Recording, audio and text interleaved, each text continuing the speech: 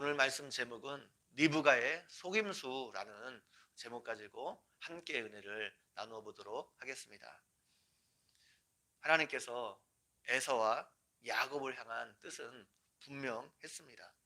큰 자가 작은 자를 섬기는 것이었습니다. 장자권이 야곱에게로 돌아가는 것이었습니다. 이것을 이삭도 알았고 리브가도 알았습니다.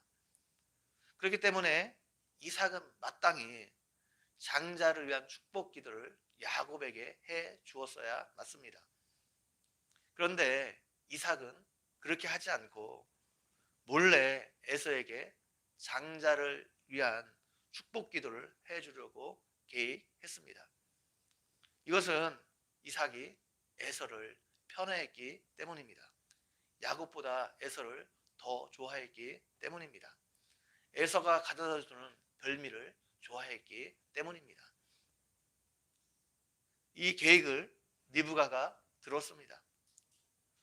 그럼 이삭에게 찾아가서 그렇게 하면 안 된다고 리브가가 말을 하든지, 다른 방법이 없으면 하나님께 기도하면서 이 문제를 리브가가 하나님께 맡겼어야 했습니다.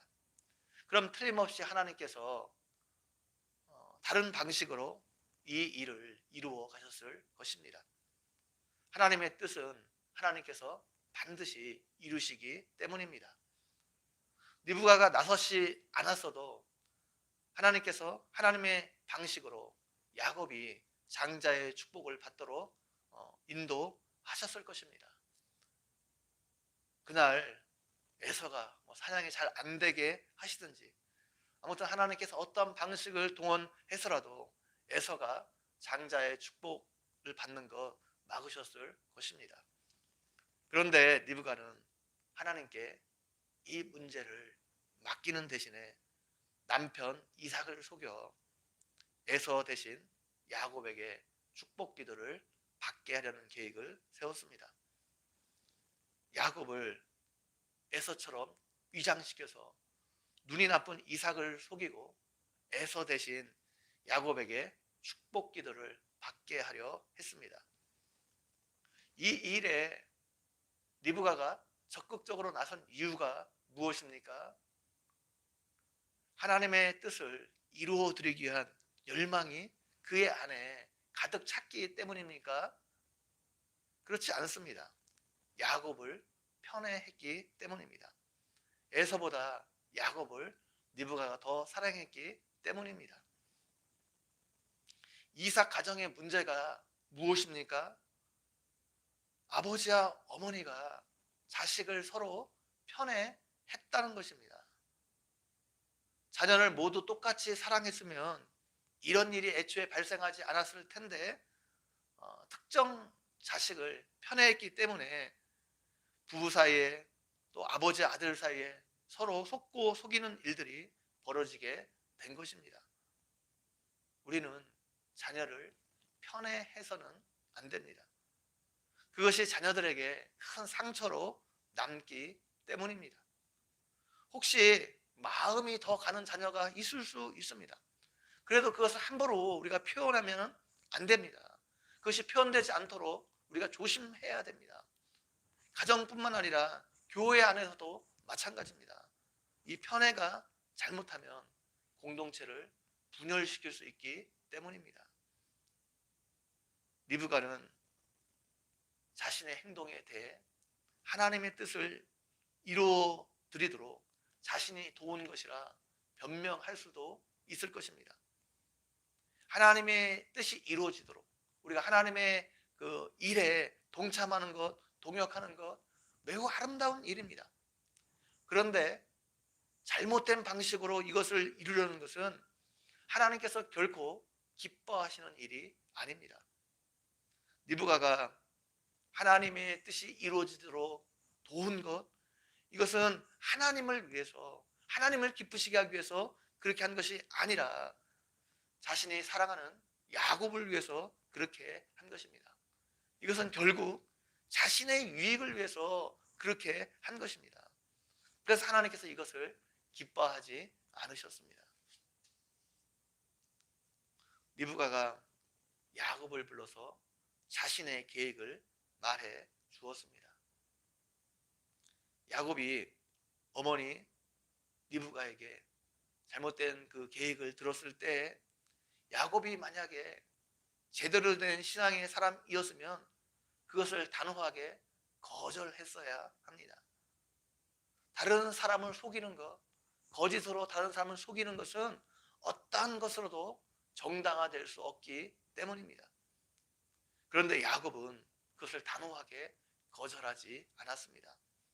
야곱 자신도 아버지를 속임으로 장자에게 주는 이 축복 기도를 받고 싶었기 때문입니다. 야곱이 어머니의 계획에 찬성하지는 않는데 그 이유가 방법이 잘못됐다고 생각했기 때문이 아니라 잘못하면 그 계획이 아버지에게 탄로날 수 있기 때문입니다. 그래서 아버지에게 탄로나게 되면 오히려 복은 고사하고 아버지에게 저주를 받을까 겁이 났기 때문입니다. 형 에서는 털이 많은 사람이고 자신은 매끈매끈한 사람인데 아버지가 나를 만지면 단번에 그것을 알아볼 수 있을 것이라 어머니에게 이야기합니다. 그 말에 리브가는 저주는 나에게 돌리고 내 말만 따라 하라 말하면서 야곱에게 염소 새끼를 가져오라 이야기합니다. 야곱이 리브가의 말대로 염소 새끼를 가져왔고 리브가는 그것으로 이삭이 좋아하는 별미를 만들었습니다. 또 야곱에게는 에서의 옷을 입히고 염소 새끼의 가죽을 그의 손과 목의 매끈매끈한 부분에 입혔습니다. 그리고 아버지에게 별미와 떡을 가져가게 했습니다. 야곱과 리브가가 이렇게 속이는 이삭을 속이는 행동을 할 수 있었던 이유가 무엇입니까? 자신들이 지금 하나님 앞에 있다는 것을 잊어버렸기 때문입니다. 자신들이 행하는 모든 행동을 하나님께서 다 보고 계시고 알고 계시다는 것을 잊어버렸기 때문입니다. 아버지 이삭은 속일 수 있을지 모릅니다. 우리가 사람은 속일 수 있을지 모릅니다. 그러나 우리가 하나님은 속일 수 없습니다. 이들이 지금 하나님을 속일 수 없다는 것을 모르기 때문에 거짓으로 이런 속임수를 쓰고 있는 겁니다. 야곱의 아들이었던 요셉은 보디발의 아내가 유혹했을 때 단호하게 그것을 거절했습니다. 내가 하나님 앞에 득제할 수 없다는 것입니다. 다른 사람은 아무도 보고 있지 않지만 하나님이 보고 있다는 것을 요셉이 알았습니다. 그런 믿음이 요셉에게 있었습니다. 그래서 요셉은 이것을 단호하게 거절할 수 있었습니다. 우리가 걱정하지 않아도 하나님의 뜻은 하나님께서 이루어 가십니다. 하나님이 뜻하신 것을 어느 누구도 막을 수 없습니다. 그래서 우리는 아무리 급해도 하나님께서 원하지 않는 방식으로 하나님의 일을 하려고 하면 안 됩니다. 믿음으로 하나님께 맡기고 기다려야 합니다.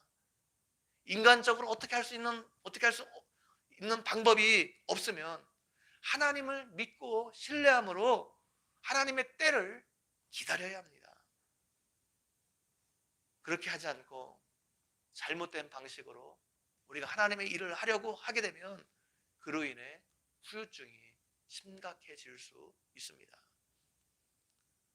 리브가 야곱은 이 일 때문에, 잘못된 일 때문에 평생 다시 얼굴을 보지 못했습니다. 우리는 하나님께서 하나님의 일을 이루어 가신다는 것을 기억하고 또 우리가 늘 하나님 앞에 서 있다는 것을 기억하고 모든 것을 하나님께 맡기며 하나님이 기뻐하시는 대로 하나님께 순종하며 또 하나님의 뜻대로 행하는 여러분 모두가 되기를 주님의 이름으로 간절히 축원드립니다. 한번 기도드리겠습니다. 하나님 아버지, 오늘도 말씀을 통해서 우리에게 은혜 베풀어 주신 것 너무나 감사합니다.